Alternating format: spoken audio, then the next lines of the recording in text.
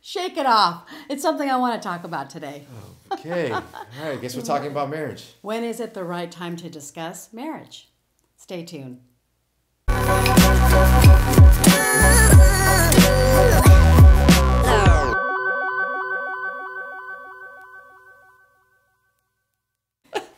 I think I scared you, but I needed to. I think a lot of ladies will appreciate that. I'm awake. I'm attentive right now. Let's go.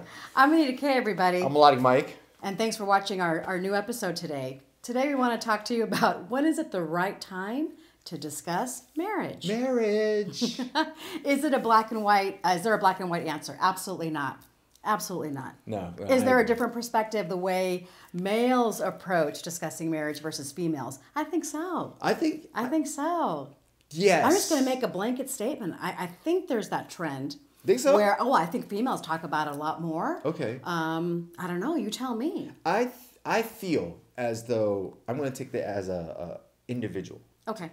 Each individual, some males are very comfortable because it's a goal of theirs that they've always wanted to be married. Absolutely. Some guys are kind of taken back. Or there's an expectation. Correct. And they adopt the expectation. Don't question it. And then, maybe when you're younger, you're not thinking about that, or it wasn't, you didn't get raised in a family that was, had a good marriage. I don't know. There's so many different things that may have happened that can cause a person to be kind of like iffy about getting married. But individuals. I think it's individual. But women, I want to hear this tape, though. Oh, yeah. It's been an unsolved mystery on how you guys think about this.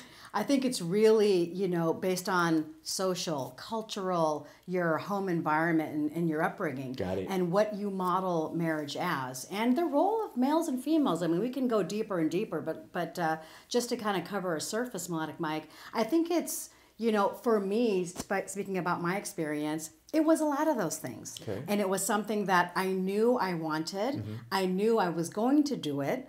And I had a target time frame in mind. Now, why is that? Why is that? Because it was exactly how the society and the circles that I ran within really stated that. And I adopted it really without even thinking twice. Right. And fortunately, I did accomplish getting married. Unfortunately, but this is not the reason why I'm no longer married, but unfortunately, if I knew what I know now, I would have taken a different step at a different time. Mm.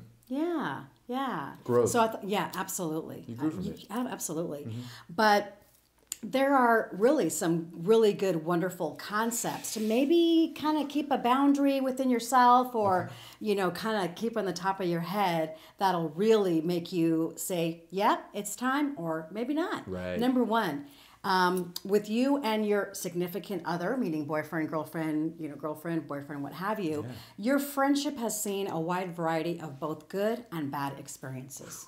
That's a good sign. That's a really good sign. You're experiencing. Yeah, you're definitely experiencing. It limits the fear. Mm-hmm. If you haven't gone into, let's say, some havoc issues in your life where you really had to come together, work, support, and things like that, you may, having those surprises in a marriage, it may be beneficial, it may not be, but it really shows you the kind of person that you're with, and if they're going to stand by your side, how they stand by your side is really important.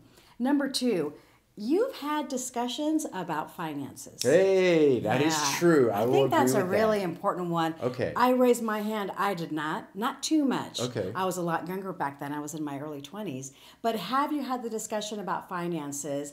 Are they in order, or what needs to be in order for you to be comfortable in talking about marriage with your other person? Mm-hmm. Yeah. You know what? When you say that, it makes me think about just aligning certain things in your life, what your outlook is, your finances. If one person really likes to spend on frivolous things versus the other person is very conservative, there could be friction. How do you compromise on that, right? Absolutely. Okay. Really knowing that so you can better work together, I think is really key. Number three, I like this one. Okay. You've modeled others in your own personal and professional network. And so you really have seen from modeling others, what does a forever look like? Right. What does a forever look like? You know what? First thing that comes to mind is I have a mentor who he's been married with his wife for 30-something years. Yeah. And every time I see them together, it's just like magic. Yes. There's something, but he always reminds me, it's work. and you have to be willing to work through certain things to make it happen. Sometimes there's even major sacrifices. Yes. A lot of sacrifices. Oh, yeah. So with the happy, good things to think about and be excited about and share the joy, there's a lot of other things where your situation or your perspectives may not seem exactly eye to eye, but all the while to really keep it in front. Have you modeled others, and what does their forever look like, and does that match with yours and your significant other? Right.